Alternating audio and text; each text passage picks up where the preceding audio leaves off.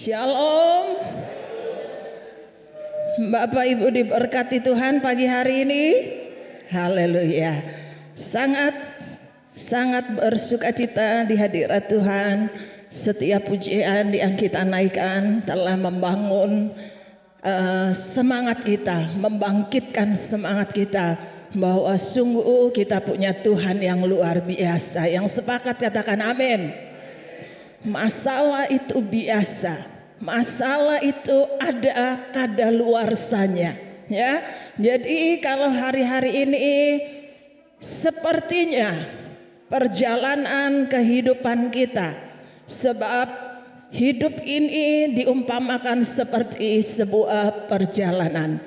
Kalau perjalanan hidup Bapak Ibu hari-hari ini sepertinya sedang melewati jalan yang curam, jalan yang terjal, yang cukup berat. Bapak Ibu percayalah bahwa kita punya Tuhan yang luar biasa. Kita punya Tuhan yang namanya Immanuel. Dia selalu beserta dengan kita. Puji Tuhan. Pagi hari ini saya akan sampaikan kebenaran firman Tuhan dengan tema firman Tuhan, berjalan bersama Yesus. Kita buka Alkitab kita di dalam Injil Markus pasal yang keempat. Markus pasal yang keempat ayat yang ke-35 dan seterusnya. Demikian bunyi firman Tuhan. Pada hari itu, waktu hari sudah petang, Yesus berkata kepada mereka, kepada murid-muridnya, marilah kita bertolak ke seberang. Mereka meninggalkan orang banyak itu lalu bertolak dan membawa Yesus beserta dengan mereka dalam perahu di mana Yesus telah duduk, dan perahu-perahu lain juga menyertai dia. Lalu mengamuklah taufan yang sangat dahsyat dan ombak menyembur masuk ke dalam perahu sehingga perahu itu mulai penuh dengan air.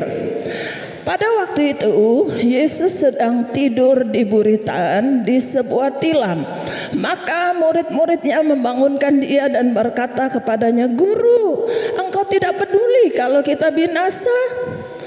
Ia pun bangun, menghardik angin itu dan berkata kepada danau itu, "Diam, tenanglah." Lalu angin itu reda dan danau itu menjadi teduh sekali.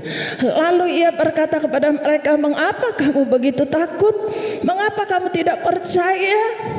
Mereka menjadi sangat takut dan berkata seorang kepada yang lain, "Siapa gerangan orang ini sehingga angin dan danau pun taat kepadanya?" Ayat 35. Pada hari itu, waktu hari sudah petang, Yesus berkata kepada mereka, marilah kita bertolak ke seberang. Bapak Ibu, dari ayat yang kita baca, Bapak Ibu kalau perhatikan, yang mengajak untuk murid-murid naik perahu dan bertolak itu siapa? Siapa? Tuhan Yesus.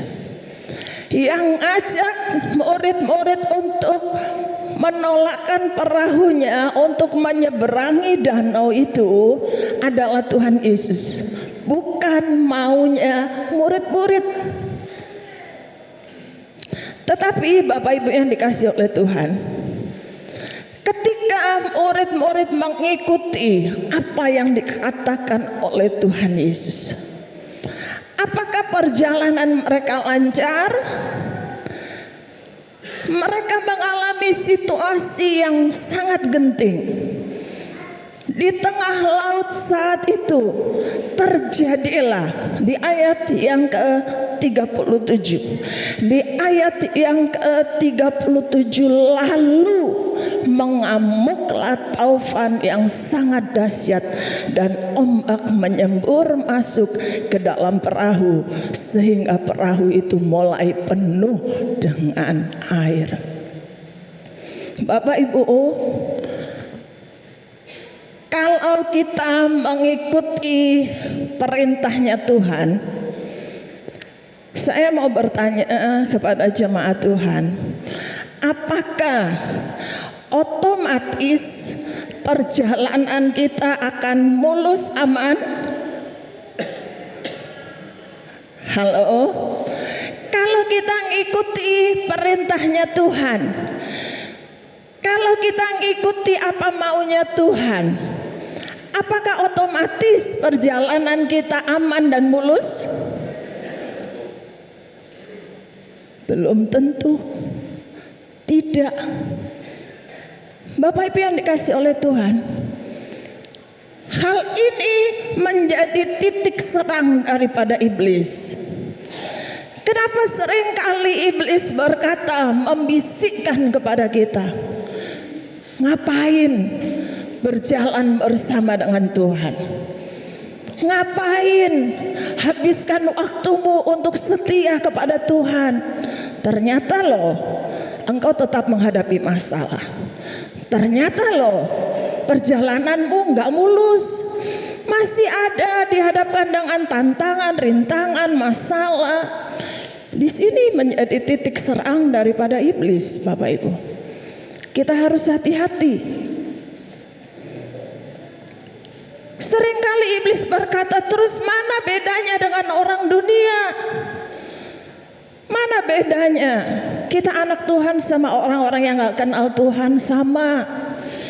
Kita menikmati matahari, kita menikmati oksigen dengan gratis, kita menikmati hujan sama. Tapi Bapak Ibu, jadilah anak Tuhan yang semakin bertumbuh di dalam kebenaran firman Tuhan, bahwa tetap ketika kita iring Tuhan Yesus, ketika kita berjalan bersama dengan Yesus, kita juga akan menghadapi yang namanya masalah, yang namanya rintangan. Tapi yang membedakan, ada penyertaan Tuhan bagi anak-anaknya. Yang sepakat katakan amin. Bapak Ibu, kita disertai pujian tadi, Immanuel, Allah menyertai kita. Ini pegang sebagai anak-anak Tuhan. Allahmu bertanggung jawab atas kehidupanmu. Masalah akan tetap hadir dalam kehidupan kita, tapi masalah juga ada expirednya, ada kadaluarsanya, nggak akan seterusnya, Bapak Ibu. Masalah, kalau ingin berhenti dari masalah, sebab selama kita hidup, masalah akan selalu hadir dalam kehidupan kita. Tapi sekali lagi yang membedakan adalah ada penyertaan Tuhan bagi Bapak Ibu dan saya. Kalau kita mau berhenti dari menikmati masalah, kita harus check out dari dunia ini. Ya, ada yang mau? Ada yang bilang aku capek ngadepi masalah terus. Berarti Bapak Ibu siap untuk check out dari dunia ini, baru masalah tidak akan kita hadapi lagi. Bapak Ibu yang dikasih oleh Tuhan, jadi betapa pentingnya kita berjalan bersama dengan Yesus. Ada beberapa hal yang kita akan lihat pagi hari ini. Mengapa kita harus berjalan bersama dengan Tuhan? Yang pertama, berjalan bersama Yesus akan membuat engkau sampai pada tujuan hidupmu. Berjalan bersama Yesus akan membuat engkau sampai pada tujuan hidupmu.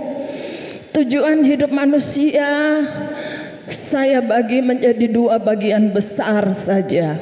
Yang pertama adalah tujuan rohani Dan yang kedua adalah tujuan jasmani. Bapak Ibu yang dikasih oleh Tuhan, tujuan hidup manusia ada tujuan jasmani, ada tujuan rohani. Yang tujuan jasmani dulu yang kita akan lihat, apa sih tujuan hidup kita? Hal-hal jasmani yang pasti kita akan usahakan selama kita hidup di dunia ini. Dan saya tahu itu yang Bapak Ibu gumuli selama engkau hidup, berjuang untuk terus melanjutkan kehidupan. Baik untuk kehidupan setiap hari, makan, minum, atau kita lebih lagi memikirkan masa depan anak-anak kita, bagaimana ke depan kita persiapkan. Itulah tujuan hidup jasmani. Yang kita harus ingat bahwa jangan sampai kita mengejar tujuan rohani itu sampai kita lupa Tuhan. Kita mengejar tujuan jasmani sampai kita melupakan Tuhan yang punya kehidupan. Ini yang selalu harus ingat. Kita mengejar hal-hal jasmani harus. Selama kita hidup kita membutuhkan hal-hal jasmani. Kita tetap butuh uang, kita tetap butuh tempat tinggal, itu kita harus usahakan. Tapi terus juga kita harus jangan sampai untuk mengejar hal itu, hal-hal yang gak berkenan, kita terobos. Jangan Bapak Ibu, kita gak akan terima berkat Tuhan kalau cara-cara kita untuk mencapai tujuan jasmani itu dengan cara yang gak benar. Tetap ketika kita berusaha dan kita ada di jalannya Tuhan, saya percaya, sangat yakin Bapa kita akan menyediakan berkat bagi setiap anak-anaknya. Bapak Ibu, sebab hidup ini memang ada dua ya, ada yang namanya takdir, ada yang namanya nasib. Apa bedanya? Kalau takdir itu sesuatu yang gak bisa diubah, itu dari Tuhan. Kelahiran, kematian, itu takdir. Tapi nasib, itu kita yang mengupayakan. Bapak Ibu, kita mau tujuan jasmani kita lebih baik ke depan, tapi kita menjadi orang yang malas. Kita gak mau mengubah cara hidup kita. Atau kita menjadi orang yang tidak dapat dipercaya. Penting sekali hidup dapat dipercaya oleh orang, itu sangat penting. Ketika kita mulai gak jujur, itu kadang menutup jalan kita Bapak Ibu. Nasib itu kita yang ubah. Nasib itu kita yang ubah. Kalau kita menjadi seorang pegawai, kita menjadi pegawai yang dapat dipercaya oleh majikan kita, 1,1 titik pun kita nggak mau mengubahnya. Laporan yang kita berikan benar-benar itu yang ada di lapangan. Jangan kita sampai terbawa oleh pengaruh iblis, bisikan iblis. Kalau kamu kerja jujur, kapan hidupmu akan menikmati lebih baik? Itu seringkali loh, itu godaan Bapak Ibu. Tapi kalau kita mau menjaga kejujuran hidup kita, percaya promosi itu datang dari Tuhan. Tuhan pakai manusia, orang-orang yang menjadi otoritas di atasmu untuk menyiapkan engkau menjadi posisi yang lebih baik. Tapi jaga, saya berkata nasib itu kita yang mengubah, kita yang menentukan. Kalau takdir itu dari Tuhan. Tujuan yang berikutnya, tujuan hidup manusia adalah hal rohani. Kita juga harus selama kita hidup, kita nggak mau juga hanya menjadi anak Tuhan yang berpuas diri. Kita berpikir saya sudah diselamatkan, saya sudah jadi anak Tuhan. Yang penting jam ibadah saya datang. Yang penting ketika ada sesuatu di gereja saya lakukan. Lain dari itu saya tidak mau berbuat apa-apa. Jangan Bapak Ibu. Tujuan rohani kita, ada hal yang kita harus buat. Kalau Bapak Ibu dikasih talenta sama Tuhan, jangan simpan talenta itu. Kembangkan, lakukan, kerjakan. Sebab satu saat Allah akan menanyakan pertanggungjawabannya dari hidup kita. Apalagi kalau di tengah-tengah keluarga kita masih ada yang belum kenal Tuhan. Sekali lagi jangan berpikir yang penting aku selamat. Jangan Bapak Ibu. Kita harus memikirkan keluarga kita, orang-orang yang ada di dekat kita yang mungkin kita lihat belum diselamatkan, belum di dalam Tuhan. Paling tidak lewat kehidupanmu engkau dapat menjadi saksi bagi mereka. Mengapa kita harus berjalan bersama Tuhan? Karena berjalan bersama Tuhan akan membuat kita sampai kepada tujuan hidup kita. Yang kedua, mengapa kita harus berjalan bersama Tuhan? Berjalan bersama Tuhan akan membawa kita sampai ke rumah Bapa di surga.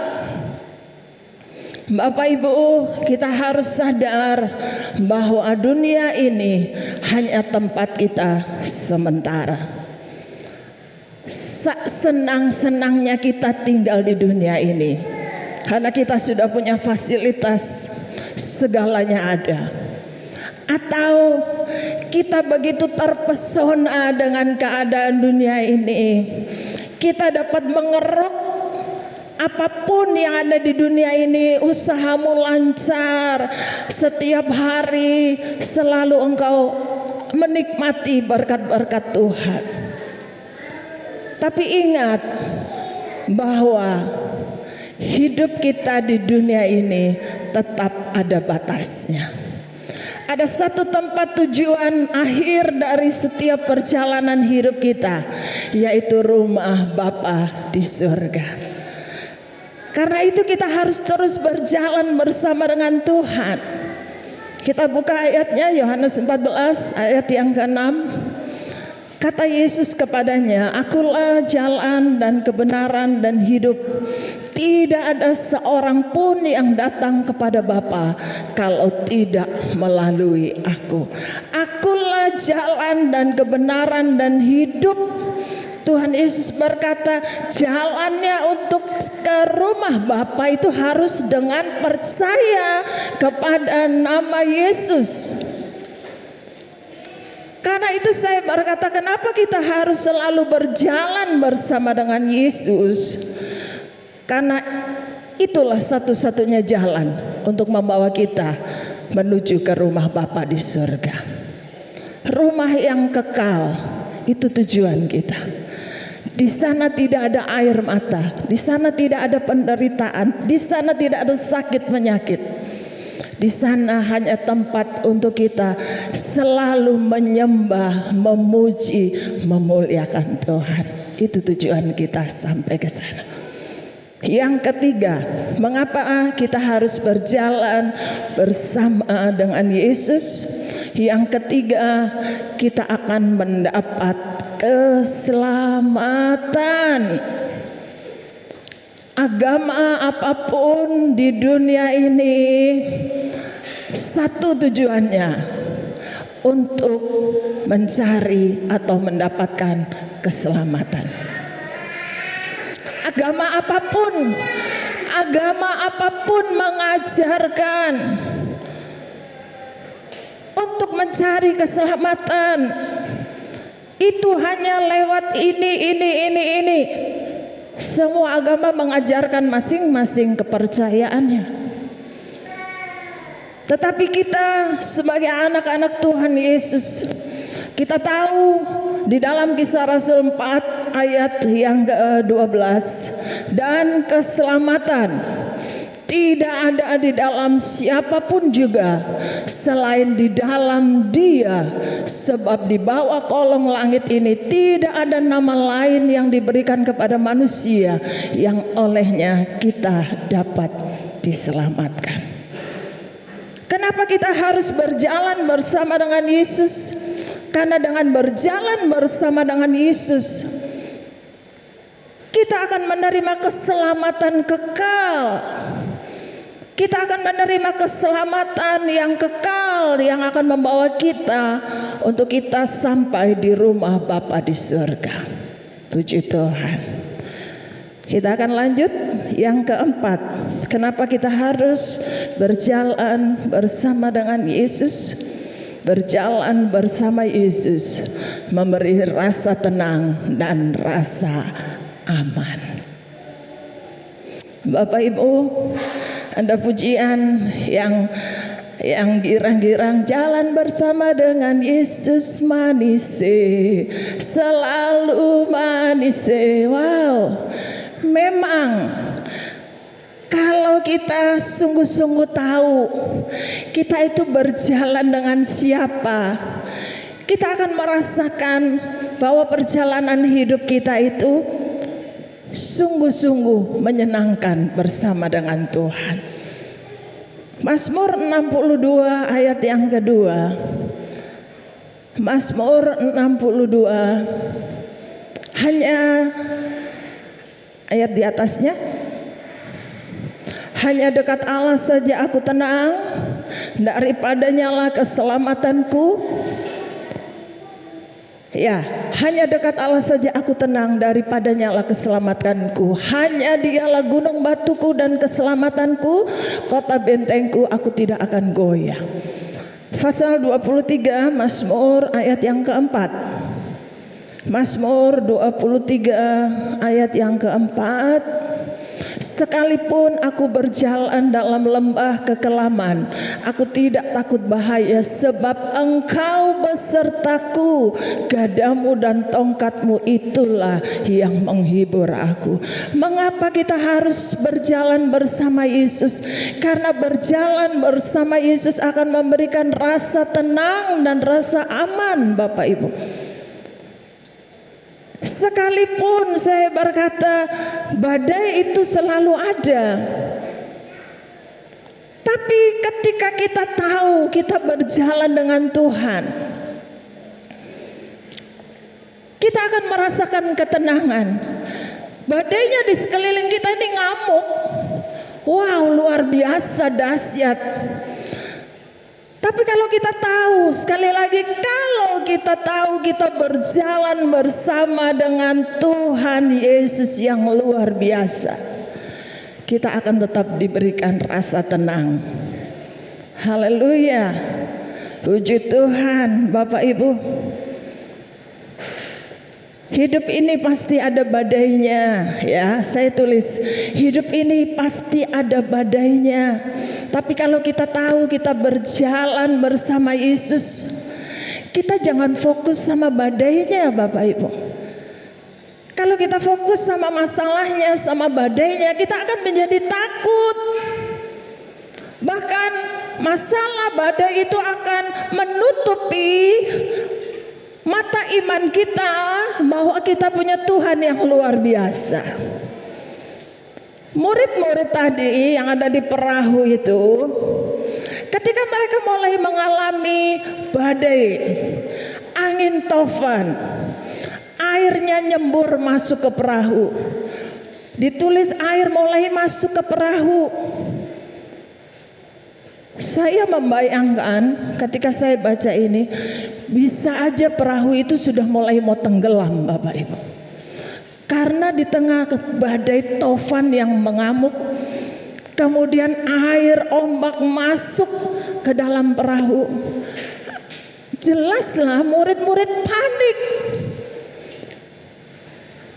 Ketakutan itu yang lebih besar yang membuat mereka lupa bahwa Yesus bersama dengan mereka di dalam perahu itu. Saat-saat genting untung mereka masih sadar. Mereka berkata, Yesus, membangunkan Tuhan Yesus. Yesus, apakah engkau membiarkan kami binasa? Ada kalanya dalam kehidupan ini, ketika kita masih merasa kita kuat, ketika kita merasa otakku masih mampu untuk ngatasi, kita lupakan Tuhan Yesus. Kita berjalan dengan kekuatan kita. Kita mengupayakan segala sesuatunya dengan kekuatan kita. Kita tidak menghadirkan Tuhan dalam perjalanan hidup kita. Ada kalanya kita manusia, kita lupa. Kita merasa aku orang hebat, aku punya pengalaman. Gak mungkin, aku pasti bisa. Itu semangat boleh Bapak Ibu. Tapi jangan sampai kita lupakan bahwa Tuhan di atas segalanya. Ada saatnya di mana segala sesuatunya tidak dapat kita selesaikan dengan otak kita yang terbatas. Ada kalanya kita tidak bisa lagi pakai akal pikiran kita. Artinya ada kalanya kita nggak harus berjalan, tapi kita harus pakai lutut kita. Kita harus pakai lutut kita.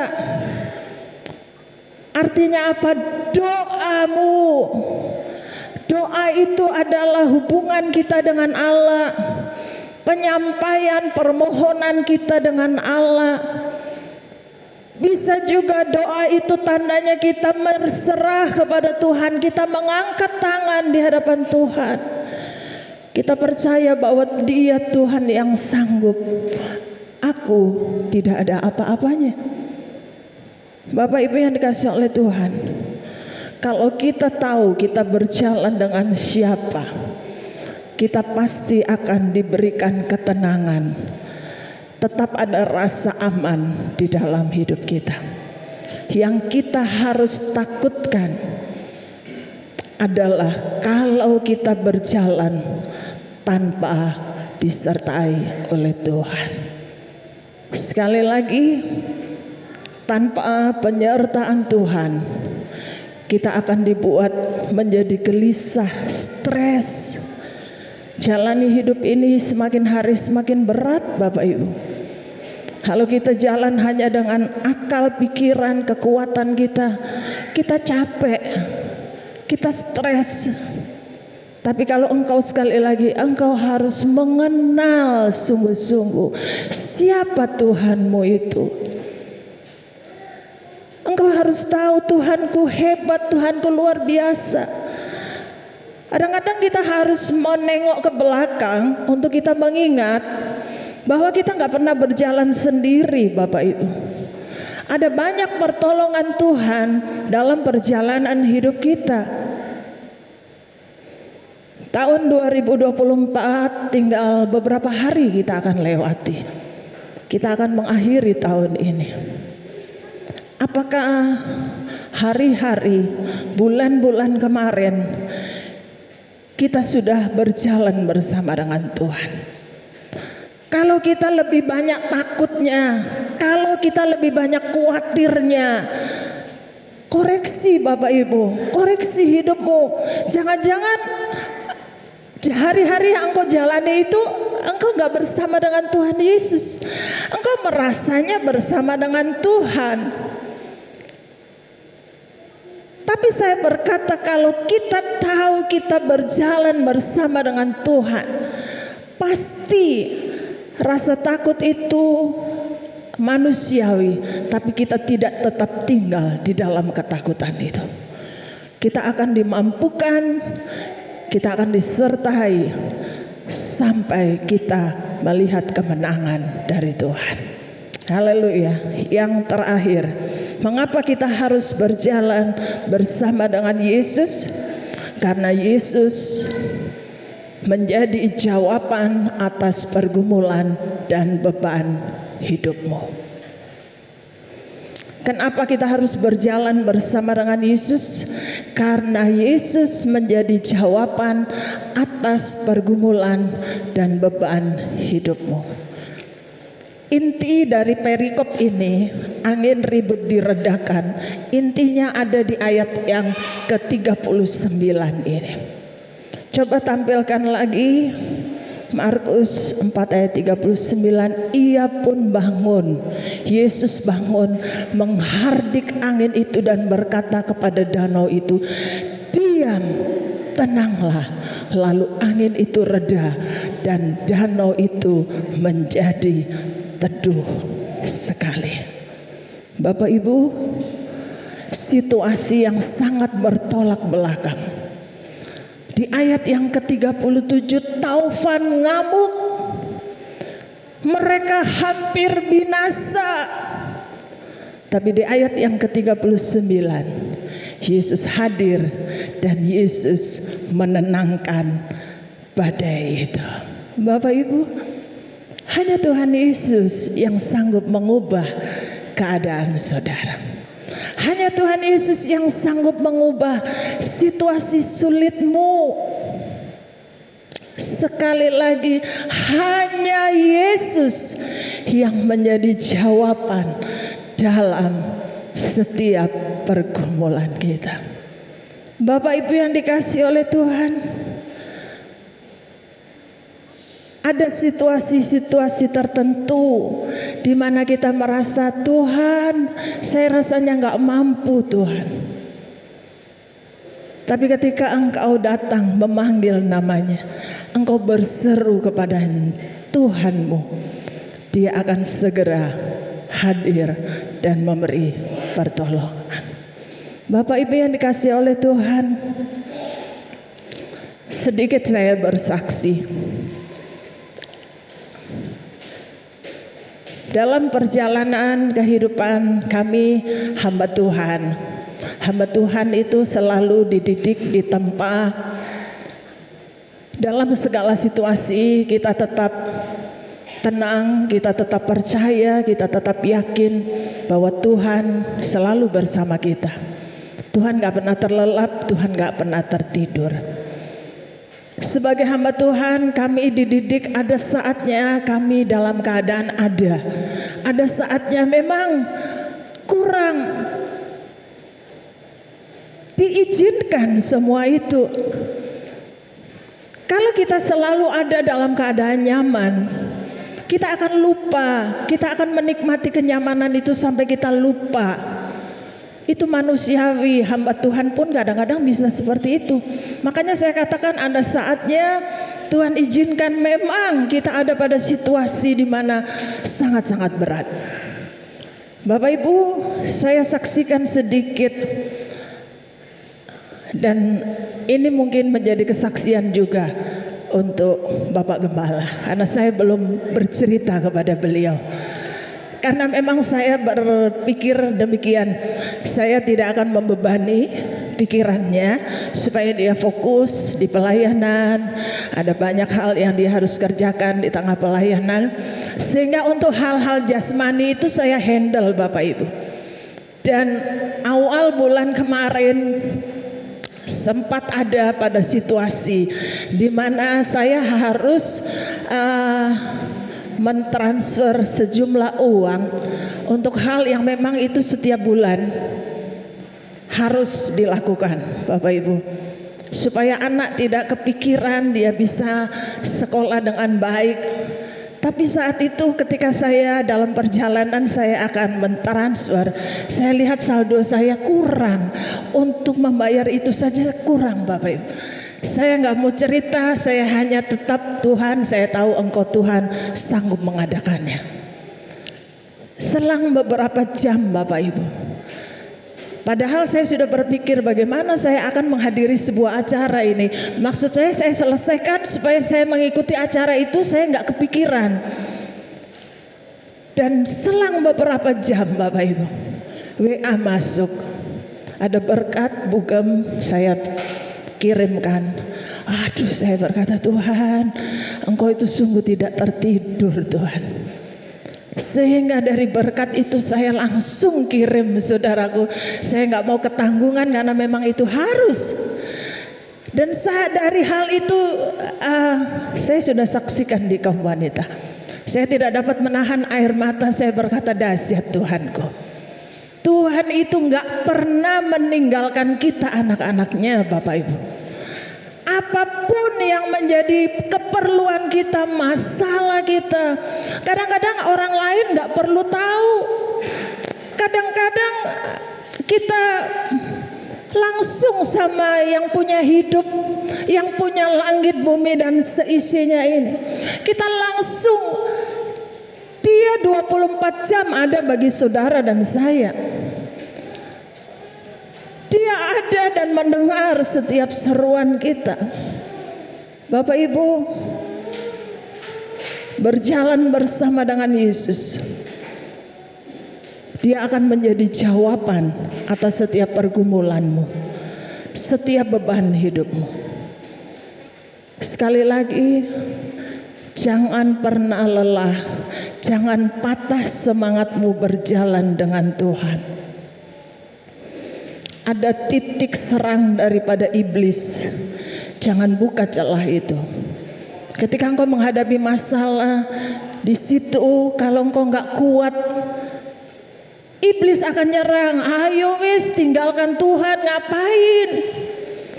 Wis cari jalan lain, jalan bersama simbah itu loh. Itu menjanjikan. Bapak Ibu, hati-hati. Karena kita percaya bahwa Tuhan kita hidup, Tuhan kita berkuasa. Dia yang akan memampukan kita untuk sampai di titik akhir dari perjalanan hidup kita. Kita akan melihat kemenangan yang Tuhan sediakan bagi anak-anaknya. Kenapa kita harus berjalan bersama dengan Dia? Ada 5 hal yang saya sudah sampaikan kepada jemaat Tuhan pagi hari ini. Kiranya lewat kebenaran firman Tuhan ini kita semakin dikuatkan untuk kita mau berjalan terus. Saat kita lelah jangan menyerah, Bapak Ibu. Ya, sekali lagi hidup ini seperti sebuah perjalanan. Yang punya kekuatan akan terus berjalan sampai akhir. Tapi yang lemah akan nyerah. Kalau kita nyerah, kita kalah, Bapak Ibu. Kita nggak boleh kalah. Kita harus menang. Kita harus menjadi orang-orang yang lebih dari pemenang. Tuhan Yesus memberkati.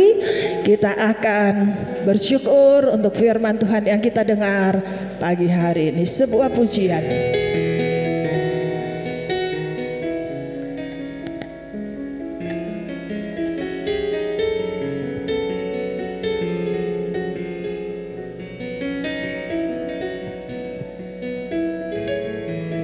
Haleluya. Terima kasih Tuhan.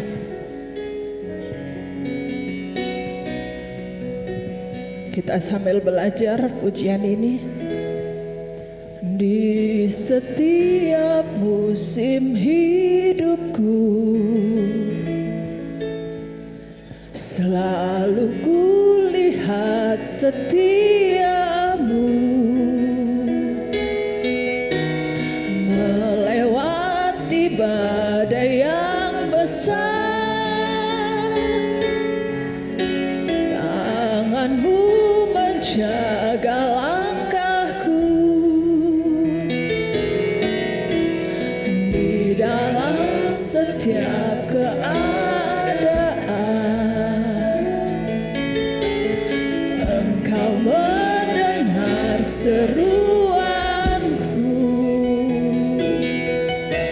Kau Tuhan tak pernah terlelah. Tanganmu menjaga hidupku. Bersamamu ya Tuhan, aku sanggup berjalan dengan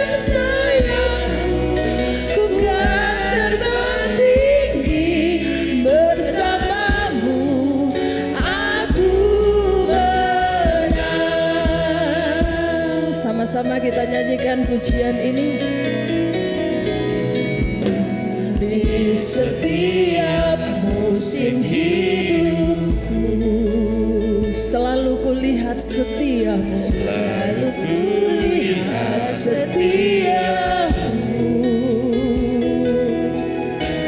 melewati badai yang besar. Tanganmu menjaga langkahku, tanganmu menjaga langkahku di dalam setiap keadaan, di dalam setiap keadaan.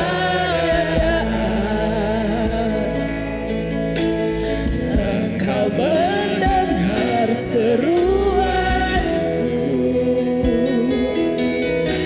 Kau Tuhan tak pernah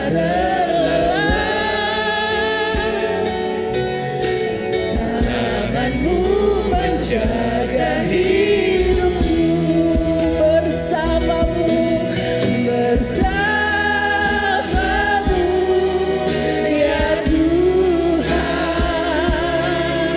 Aku sanggup berjalan dengan sayapmu, ku kan terbang tinggi.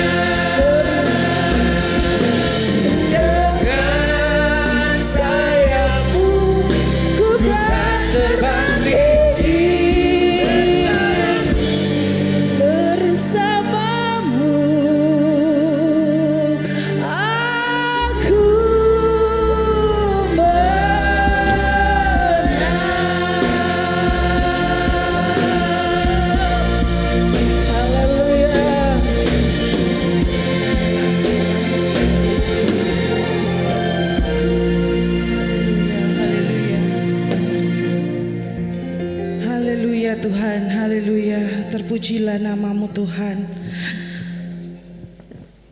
Haleluya, terima kasih Tuhan untuk firman-Mu pagi ini boleh kami dengar. Dalam setiap musim kehidupan kami, dalam setiap keadaan kami mau berjalan bersama dengan Tuhan. Karena kami percaya bahwa berjalan bersama Tuhan ada rasa tenang, ada rasa aman. Tidak ada satupun yang dapat menggantikan bahwa adalah Yesus satu-satunya jalan kami mendapatkan keselamatan. Kami mau menyerahkan hidup kami Tuhan, kami mau berserah diri. Kami tidak melihat badai yang ada di depan kami, tetapi kami mau fokus melihat hanya kepada Tuhan. Karena kami percaya Yesus satu-satunya jawaban dalam setiap persoalan dan masalah hidup kami Tuhan. Bersamamu kami akan menang, bersamamu kami akan mendapatkan janji Tuhan. Terima kasih Tuhan, terima kasih. Kuatkan iman kami untuk kami terus berjalan bersama dengan Tuhan. Terima kasih Tuhan untuk firman-Mu, berkati hamba-Mu Tuhan yang sudah memberitakan firman-Mu, pakai dengan lebih heran lagi. Sebentar lagi kami akan memberikan korban persembahan. Tuhan kuduskan tangan-tangan kami. Dalam nama Tuhan Yesus Kristus kami sudah berdoa. Haleluya, amin. Silakan duduk Bapak Ibu.